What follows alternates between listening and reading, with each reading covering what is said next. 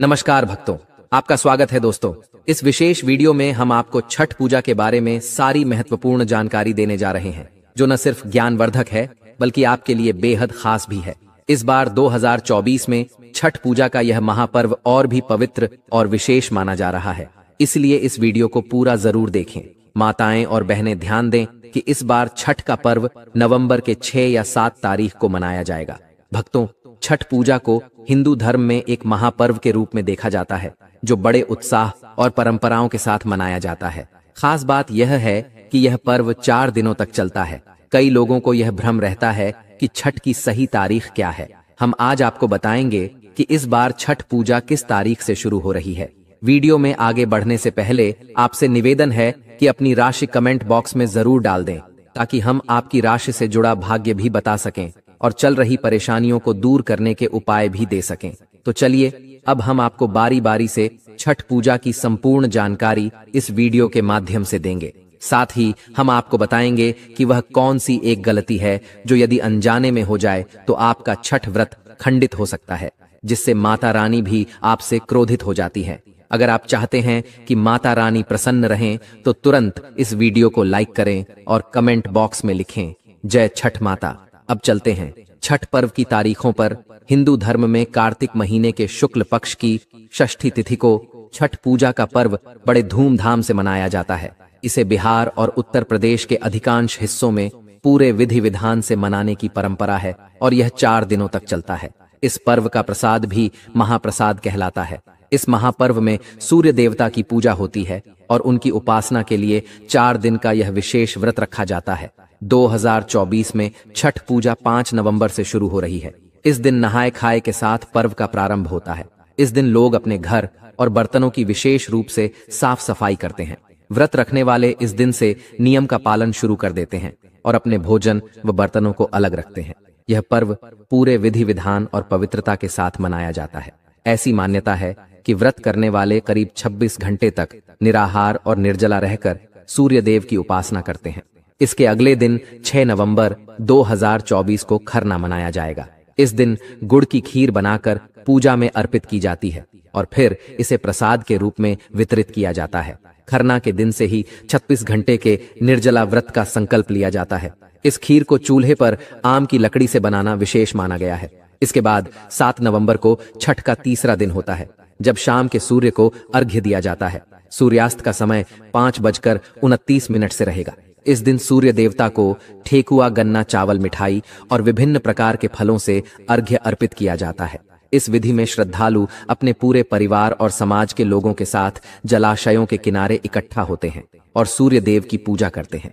अंत में 8 नवंबर को छठ का चौथा दिन होता है। यह महापर्व का अंतिम दिन होता है, जिसमें सुबह के सूर्य को अर्घ्य दिया जाता है। इस दिन सूर्योदय का समय 6:37 बजे का है। इस अर्घ्य के साथ ही व्रती अपने 36 घंटे के निर्जला व्रत को पूर्ण करते हैं और महाप्रसाद का वितरण करते हैं। छठ पूजा में कुछ विशेष नियमों का पालन करना आवश्यक होता है, ताकि माता रानी प्रसन्न रहें और व्रत खंडित न हो। कुछ सामान्य गलतियां हैं जो इस व्रत के दौरान अक्सर लोग कर बैठते हैं, जैसे व्रत के बीच में जल पीना या प्रसाद बनाने में चूल्हे का सही उपयोग न करना। इसलिए भक्तों, इन सावधानियों का पूरा ध्यान रखें ताकि माता रानी आपसे प्रसन्न रहें। इस वीडियो को देखकर आप छठ पूजा के सभी महत्वपूर्ण पहलुओं के बारे में जानकारी प्राप्त कर सकेंगे। छठ पूजा का महापर्व नहाय खाए से शुरू हो चुका है और यह 4 दिनों तक चलने वाला पर्व श्रद्धा और आस्था का प्रतीक माना जाता है। इस पर्व में भगवान सूर्य और छठी मैया की पूजा की जाती है और इसके प्रत्येक अनुष्ठान में खास नियमों का पालन करना अनिवार्य है। इसे सबसे कठिन व्रतों में से एक माना जाता है, क्योंकि इसमें गलती की कोई गुंजाइश नहीं होती। मान्यता है कि छठी मैया अपने भक्तों पर बहुत जल्दी प्रसन्न होती हैं, लेकिन कोई त्रुटि होने पर वह नाराज भी हो सकती है। इसलिए इस व्रत के दौरान कुछ विशेष सावधानियों का पालन करना आवश्यक होता है। छठ पूजा की पवित्रता का विशेष महत्व है। इस पूजा में शामिल हर सामग्री को पूरी तरह से पवित्र रखना होता है, ताकि इसका शुद्धता बनी रहे। पूजा में प्रयुक्त सामग्रियों को झूठे या गंदे हाथों से छूने से बचना चाहिए। यहाँ तक कि दूसरी वस्तुओं को छूकर भी पूजा सामग्री को स्पर्श नहीं करना चाहिए। बच्चों को भी इन चीजों से दूर रखना चाहिए और सभी सामग्रियों को साफ हाथों से उठाना चाहिए, ताकि पूजा की पवित्रता बनाए रखी जा सके। पूजा में अर्पित की जाने वाली सामग्री जैसे फल फूल भी पूरी तरह से शुद्ध होने चाहिए। अगर पेड़ों पर लगे किसी फल या फूल को पशु पक्षी ने छू लिया है तो उसे छठी मैया को अर्पित नहीं करना चाहिए। छठ पूजा में केवल उन्हीं चीजों का प्रयोग होता है जिन्हें पहले से तय किया गया है। अगर एक बार किसी चीज को पूजा में चढ़ाया जाता है तो उसे हर साल चढ़ाने का नियम बन जाता है। इसी प्रकार व्रत करने वाले को अपना मन शांत और संयमित रखना चाहिए। छठ पर्व के प्रसाद को केवल व्रतधारी ही तैयार करते हैं और इसे अत्यंत श्रद्धा और नियमों का पालन करते हुए बनाना होता है। प्रसाद तैयार करते समय किसी प्रकार की त्रुटि नहीं होनी चाहिए। एक प्रसिद्ध छठ गीत में सुगवा नामक तोते की कथा आती है, जिसमें एक बार उसने पूजा की सामग्री नारियल को झूठा कर दिया था और परिणाम स्वरूप उसे सजा मिली थी। इस गीत से भी पूजा में शुद्धता का महत्व स्पष्ट होता है। 4 दिन तक चलने वाले इस व्रत के दौरान व्रती और उसके परिजन तामसिक भोजन का सेवन नहीं करते। प्याज, लहसुन जैसी चीजें व्रत के नियमों का उल्लंघन मानी जाती हैं और राक्षसी भोजन की श्रेणी में आती हैं। इसलिए व्रती केवल सात्विक भोजन ग्रहण करते हैं और इन चीजों को घर में भी नहीं रखते। इससे व्रत की पवित्रता बनी रहती है और व्यक्ति को सकारात्मक ऊर्जा का अनुभव होता है। इस व्रत के दौरान विशेष नियम है कि व्रती को गद्दे या पलंग पर सोने की अनुमति नहीं होती। यह व्रत करने वाले व्यक्ति को 4 दिनों तक जमीन पर ही सोना होता है ताकि साधना की पूर्णता हासिल हो सके। कहा जाता है कि भूमि पर सोने से व्यक्ति के शरीर और मन पर सकारात्मक प्रभाव पड़ता है और यह व्रत की कठिनाई और गंभीरता को दर्शाता है। छठ पूजा की सामग्री में प्रयुक्त बर्तनों को भी विशेष रूप से साफ रखा जाता है। यदि बर्तन धातु के हों तो उन्हें अच्छी तरह से साफ करके प्रयोग में लाया जा सकता है, लेकिन पूजा का डाला हमेशा नया होना चाहिए। यदि कोई व्यक्ति इसे जुटाने में असमर्थ हो तो अन्य लोग उनकी सहायता करने में पीछे नहीं हटते। इसके अलावा पूजा के समय किसी भी प्रकार का मांस, मछली या शराब का सेवन नहीं किया जाता और धूम्रपान से भी दूरी बनाए रखनी चाहिए। अर्घ्य देने के लिए पानी या भोजन ग्रहण नहीं किया जाता और अर्घ्य का पात्र तांबे या पीतल का होना चाहिए, न कि किसी अन्य धातु का। यदि कोई मन्नत मांग रहा हो तो उसे व्रत के समय पूरी निष्ठा से निभाना चाहिए। प्रसाद और भोजन बनाने के समय सफाई का पूरा ध्यान रखा जाता है ताकि व्रत की पवित्रता बनी रहे। प्रसाद को ऐसी जगह रखा जाता है जहां कोई उसे बिना अनुमति के न छू सके। इस दौरान पुरुषों और महिलाओं को एक साथ नहीं सोना चाहिए और संयमित वाणी का भी ध्यान रखना चाहिए। किसी भी प्रकार का अपशब्द बोलने से व्रत की शुद्धता प्रभावित होती है। छठ पूजा का व्रत 36 घंटे तक चलता है और इसका समापन सप्तमी को उगते सूर्य को अर्घ्य देकर किया जाता है। व्रत करने वाले को इसके लिए पहले से तैयारी करनी चाहिए ताकि व्रत में किसी भी प्रकार की कठिनाई का सामना न करना पड़े। अगर यह व्रत कठिन लगता हो तो इसे न करना ही बेहतर होता है, लेकिन यदि व्रत कर रहे हों तो स्वयं को शांति में रखें, कम बोलें और ज्यादा से ज्यादा आराम करें। पूजा के समय ही सक्रिय रहें और प्यास लगने पर बर्फ से गला ठंडा कर सकते हैं। भारत में कई कठिन पर्व मनाए जाते हैं, लेकिन लोक आस्था का महापर्व छठ उनमें एक प्रमुख स्थान रखता है।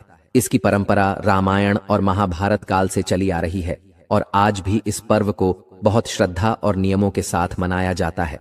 एक कथा के अनुसार महाभारत काल में जब पांडव अपना सारा राज्यपाठ जुए में हार गए, तब द्रौपदी ने छठ व्रत किया। इससे उनकी मनोकामनाएं पूर्ण हुई तथा पांडवों को पाठ वापस मिल गया। इसके अलावा छठ महापर्व का उल्लेख रामायण काल में भी मिलता है। एक अन्य मान्यता के अनुसार छठ या सूर्य पूजा महाभारत काल से की जाती है।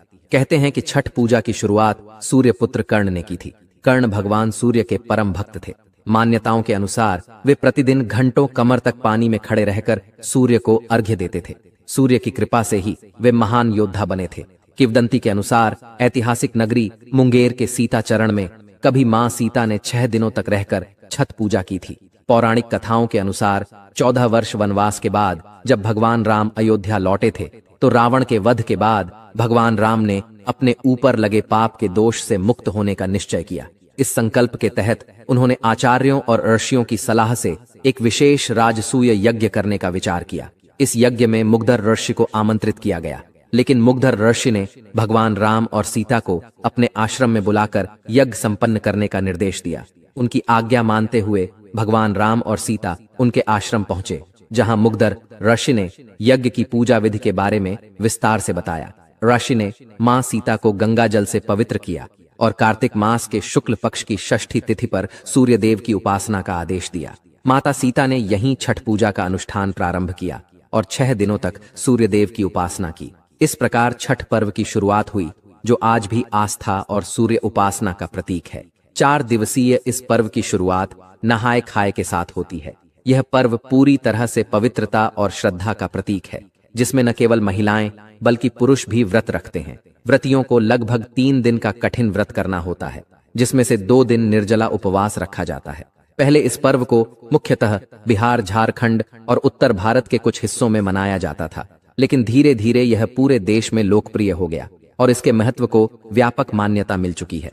छठ शब्द का मूल षष्ठी से निकला है, इसीलिए इसे छठ व्रत कहा जाता है। यह पर्व वर्ष में 2 बार मनाया जाता है, एक बार चैत्र माह में और दूसरी बार कार्तिक माह में। चैत्र शुक्ल पक्ष की षष्ठी को मनाया जाने वाला छठ पर्व चैती छठ और कार्तिक शुक्ल पक्ष की षष्ठी को मनाया जाने वाला पर्व कार्तिकी छठ कहलाता है। 4 दिनों के इस पर्व में नहाय खाए खरना या लोहंडा, संध्या अर्घ्य और सूर्योदय अर्घ्य के 4 मुख्य चरण होते हैं। इसमें गन्ना फल डाल और सूप जैसे पूजा सामग्री का विशेष महत्व होता है। छठ पर्व की मान्यताओं के अनुसार छठी मियाँ को भगवान सूर्य की बहन माना गया है। इस पर्व के दौरान सूर्य देव के साथ साथ छठी मियाँ की भी पूजा की जाती है। ऐसी मान्यता है कि जो व्यक्ति दोनों की आराधना करता है, उनकी संतानों की रक्षा छठी मियाँ करती हैं और उन्हें सभी कष्टों से मुक्ति मिलती है। इस व्रत को पूरा करना बेहद कठिन माना जाता है और केवल भगवान सूर्य की कृपा से ही इसे सफलतापूर्वक संपन्न किया जा सकता है।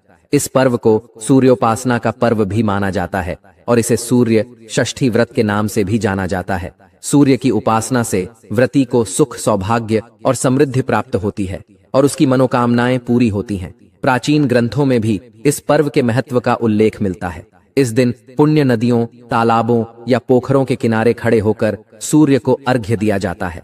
पौराणिक मान्यताओं के अनुसार कार्तिक शुक्ल पक्ष की षष्ठी के सूर्यास्त और सप्तमी के सूर्योदय के बीच वेद माता गायत्री का जन्म हुआ था। माना जाता है कि प्रकृति के छठे अंश से उत्पन्न छठी माता बालकों की रक्षा करती हैं और विष्णु भगवान द्वारा बनाई गई माया है। बच्चों के जन्म के 6ठे दिन छठी मियाँ की पूजा की जाती है ताकि उनका जीवन किसी प्रकार के कष्ट से मुक्त रहे। इस पर्व की सबसे खास बात यह है कि यह जात पात, ऊंच नीच, धार्मिक भेदभाव को मिटाकर सबको एक साथ एक ही मंच पर लाता है। सूर्यदेव, जो जीवन और प्रकाश के प्रतीक हैं, उनकी उपासना के इस महापर्व में हर वर्ग, चाहे वह अमीर हो या गरीब, बराबरी से हिस्सा लेता है। यहाँ तक कि अमीर लोग भी मिट्टी के चूल्हे पर ही प्रसाद बनाते हैं और सभी बांस के सूप में ही अर्घ्य देते हैं। छठ पूजा के दौरान स्वच्छता और पवित्रता का विशेष ध्यान रखा जाता है और मान्यता है कि पूजा में कोई भूल हो जाए तो तुरंत क्षमा याचना करनी चाहिए, अन्यथा सजा मिल सकती है। यह पर्व सबको एकता के सूत्र में बांधता है और सभी लोग गंगा तट पर समान रूप से दिखते हैं। अमीर गरीब का कोई भेद नहीं होता।